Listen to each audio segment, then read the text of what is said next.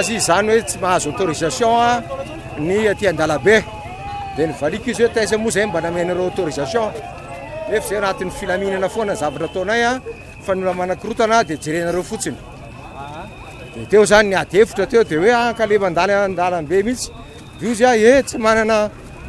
manana fomba intsony afa-tsy ny fandana Andalambe satria sakananareo daholo zavatra rehetra dia mbola mijanonareo zany fa tsika hitanareo fa mandamina foana zahay arak'izay tokony atao dia hiteonay fampiresahana raha rivo zany.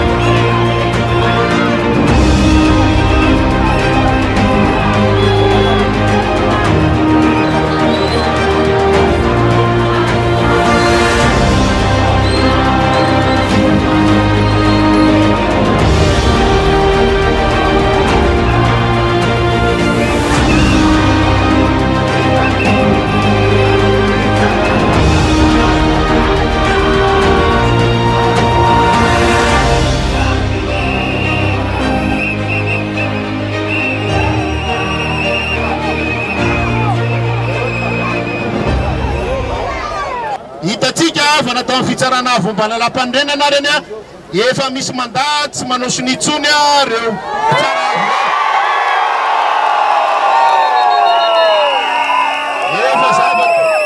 efa zava-dehibe zany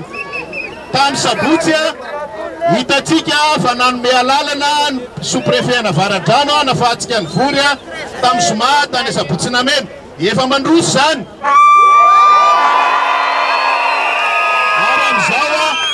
efa betsaka reo namatsika fitandroko filaminana no miaro atsika fanaovana ny diabe atsika efa mandroso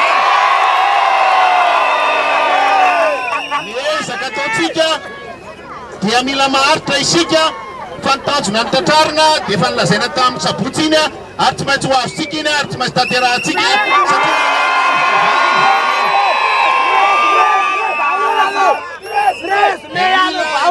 daholo Antananarivo sy ny manodidina ny antony andananay ohatr'izao dia mba hampahirezana atsika mba ahafahantsika miomana amin'ilay fotoana tokony hatongavana amin'ilay toerana tokony ho aleha vonina sa tsy vonina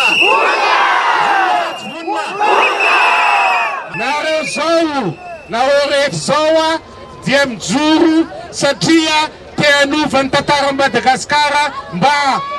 tsy anjombona ntsony no avintsika fa mamirapiratra ohatra amin'ny masoandro tsy ho an'ireo orange rony nanaovan'ny Andriamanitra masoandro fa ho an'ny vahoaka malagasy sa tsy marina ary Andriamanitra dia manampy an'itolona ty profon'izany nareo tsy namena vola tsy namena t-shirt tsy nitambatapazana inena tonga marobe ary tsy misy etsika Tibopi Pula Tibopi Pula Tibopi Pula Tibopi Pula Tibopi Pula Tibopi Pula dia vero zatra mbola teniko amintsika foana mbola misy olombitsy any amin'ny toerana maromaro any mila voizintsika fa ady ho an'ny fahalalana sy ho an'ny fampandrosoan'ny Madagasikara tia ho an'ny taranaka sy ny faramandimby fa tsy ho anay feno volofotsy ty fa ho anareo. Tsika isan'andro isan'andro fa tsika dia vonina, tsika dia sa ary tsy hijanona raha tsy tonga amin'ny fandraisana fara tompona tsika eto dia mitaky ny sin'ny tany tandalana ny anarahany rehetra indrindra ireo mpitondra izany lalàna izany. Dia mba tiako ny milaza amintsika